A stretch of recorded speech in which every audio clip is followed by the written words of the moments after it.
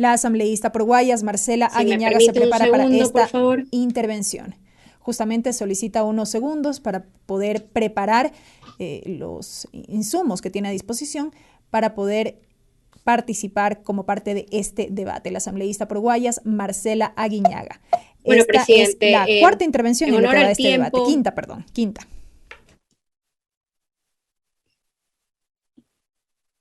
tengo un pequeño problema de conexión, presidente. Si me da unos minutos.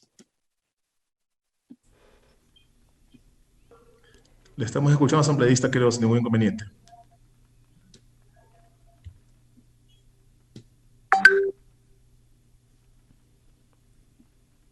Hemos escuchado a la asambleísta Marcela Aguiñaga, al parecer tiene algún problema en cuanto a su conexión. Ha solicitado unos minutos para poder superar este inconveniente y poder desarrollar ya esta intervención.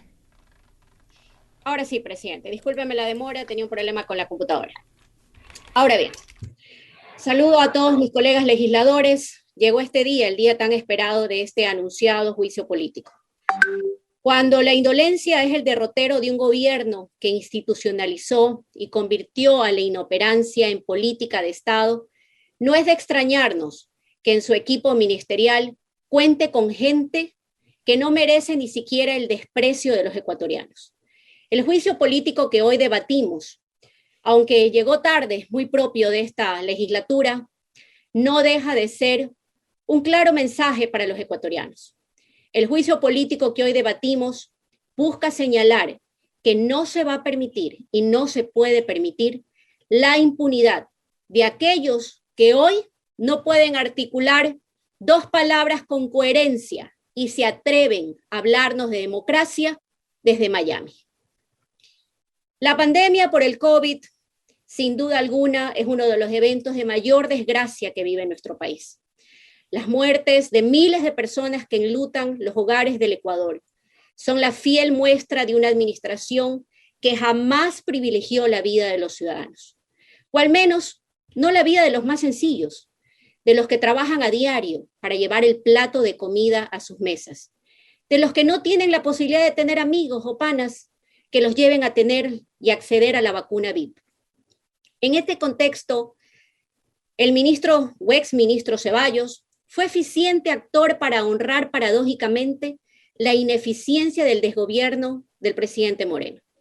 Con indignación fuimos testigos no solamente de la terminación de los contratos del personal médico en plena pandemia, sino que también la desaparición de cadáveres, suena muy duro decirlo así, pero que son o fueron los seres amados de alguien, esos padres, esas madres, esos hermanos, esas hijas que desaparecieron. Personas enterradas en ataúdes de cartón. Hasta en eso la sociedad ecuatoriana sigue siendo clasista.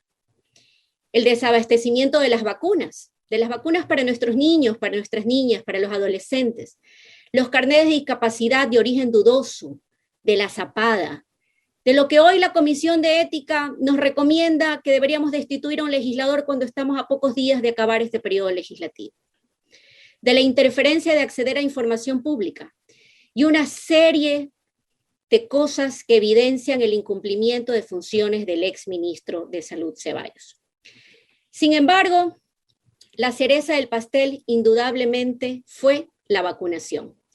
Hasta el día de hoy no podemos entender cómo un exministro jamás pudo elaborar un plan de vacunación coherente que responda a los criterios de la salud pública, de la técnica, y que privilegie al personal de primera línea y, por supuesto, a las personas de mayor riesgo de vulnerabilidad. Por el contrario, hubo la vacunación dirigida a personajes casualmente que se han convertido en defensores acérrimos del gobierno, el gobierno de los privilegiados. Algunos dueños de comunicación, rectores de universidades, políticos, miembros de clubes sociales, dirigentes deportivos, asesores de campaña, ministros, asesores e incluso familiares cercanos a dichos funcionarios.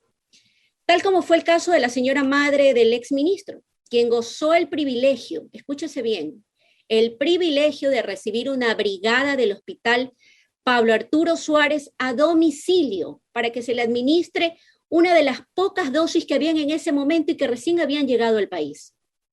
Pese a que el personal de primera línea que se había sacrificado aún no había sido vacunado y que cada día eran más los muertos, no solamente del sector de la salud, sino los muertos, los familiares, que cada vez aumentaban en nuestra sociedad.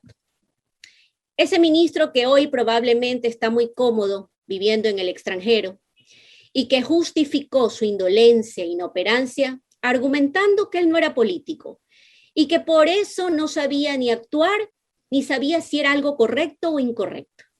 Es hoy tal vez el principal cómplice de los miles de ecuatorianos que no pudieron acceder a una vacuna a tiempo por su ignorada incorrección política e inmoral actuar. Esos servicios de salud que se le negaron a muchos y que quizás esos muchos hoy no están con nosotros. Por ello, este señor mínimamente tiene que ser censurado por este pleno. Su probidad no existe, es desastrosa por decirlo menos. Y este juicio político es una muestra de ello.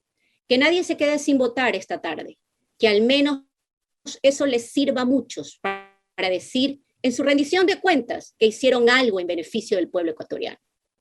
Estamos a pocos días de que este periodo culmine y en mi caso que se cierra una etapa de mi vida profesional, la cual me permito agradecer a mis mandantes en este espacio por haberme dado la confianza de representarlos.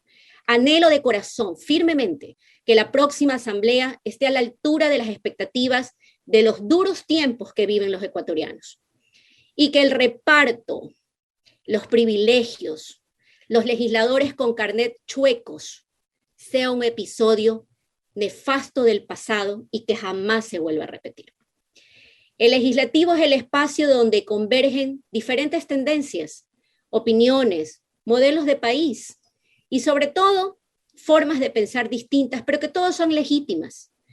Lo que no es válido es rendirse, lo que no es válido es callar, lo que no es válido es dejar en el abandono a quienes esperan más de la clase política, a esa clase política que le confiaron su futuro, a esa clase política a la que le dan la esperanza cuando votan por ellas en las urnas. Gracias, querido pueblo ecuatoriano, por haberme permitido representarlos. Gracias, presidente.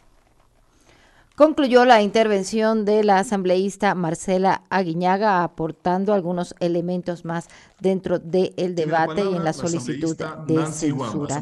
De inmediato se concede el uso de la palabra a la legisladora Nancy Guamba. Sería ya la intervención